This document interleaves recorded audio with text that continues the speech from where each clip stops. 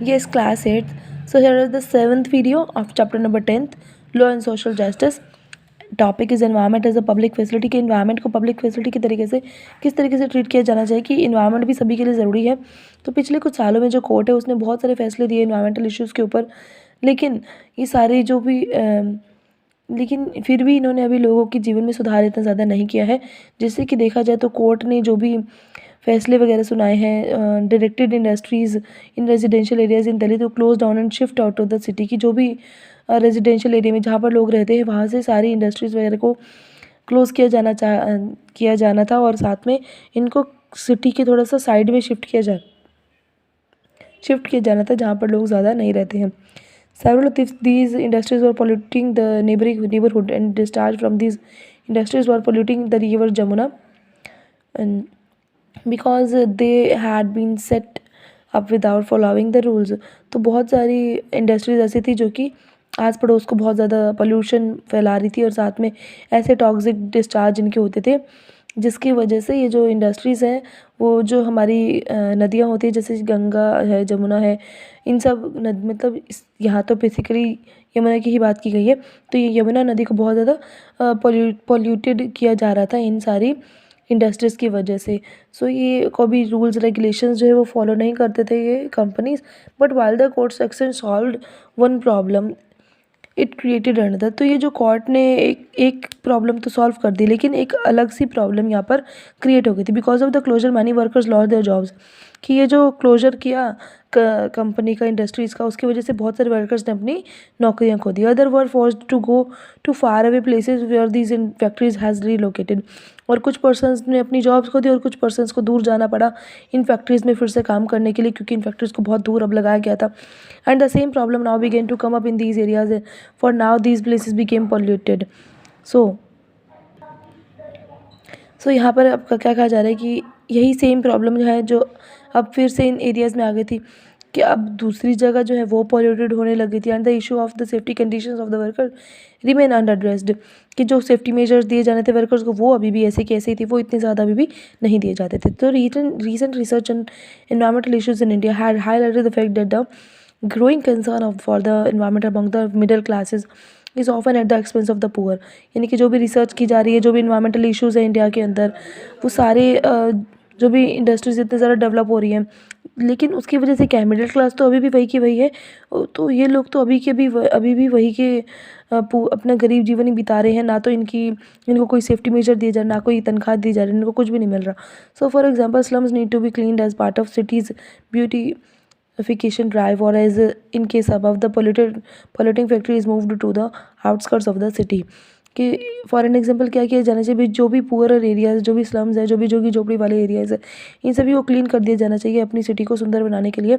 और साथ में जो पोल्यूटिंग फैक्ट्री है उसको बिल्कुल सिटी से बाहर कर दिया जाना चाहिए। And while this awareness of the city of the need for the clean environment is increasing, क्योंकि आजकल क्या है, अवेयरनेस जो है बढ़ती जा रही है कि साफ़ सुथरा जो है वातावरण मिलना चाहिए, बहुत इंक्रीज़ होता जा रहा है। So there is little concern for the safety of worker themselves. तो यहाँ पर क्या है कि वर्कर्स के सेफ्टी मेजर्स के ऊपर भी बहुत कम ही ध्यान दिया जा रहा है। The challenge is to look for solutions where everyone can benefit from a clean environment. तो एक सामने जो चैलेंज है वो क्या है कि सभी पर्सन्स को, सभी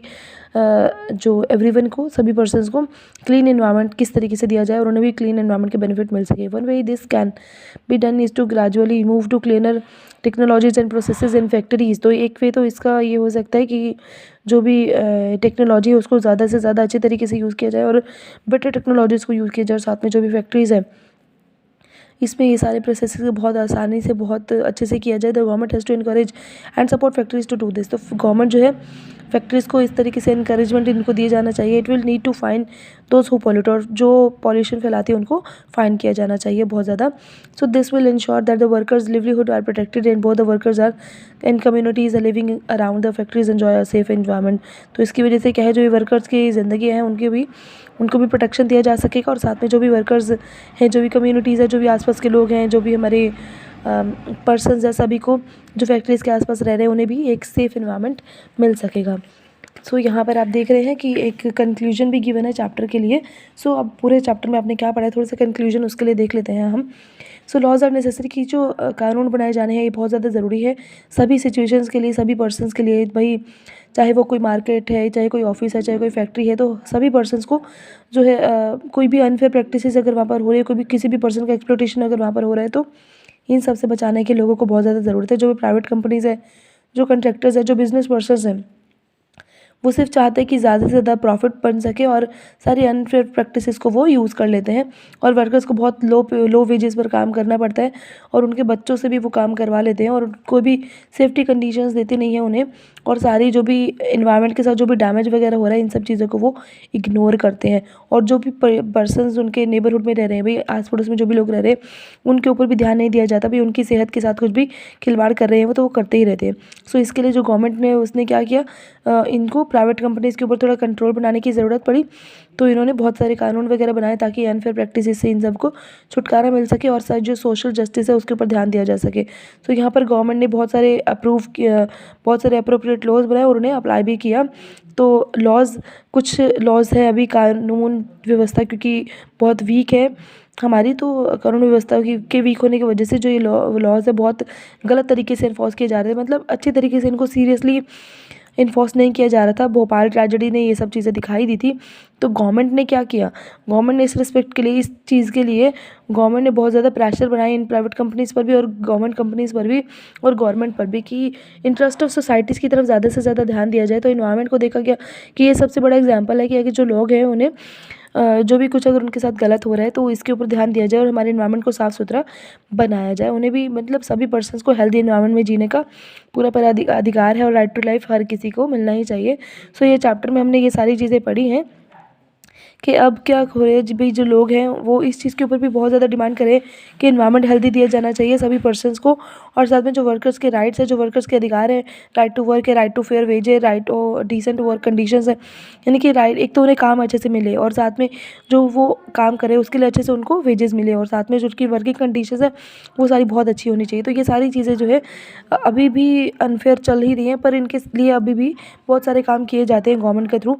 सो ये जो people must demand stronger law protecting workers interest so that the right to life is achieved for all. तो ये जो लोग हैं इन्हें भी खुद से देखना चाहिए कि अगर किसी पर्सन के साथ कुछ भी गलत हो रहा है या फिर अगर पर्सन्स का ध्यान नहीं रखा जा रहा, तो कुछ भी इनके इंटरेस्ट का ध्यान नहीं रखा जा रहा है, तो इन सब चीज़ों से भी उनको छुटकारा मिले और उनका जो राइट टू लाइफ है ये सभी पर्सन्स को आसानी से अचीव हो सके सभी पर्सन्स के लिए। सो यहाँ पर आपका चैप्टर फिनिश होता है बेटे। कुछ भी दिक्कत है तो आप मुझसे पूछ सकते हैं।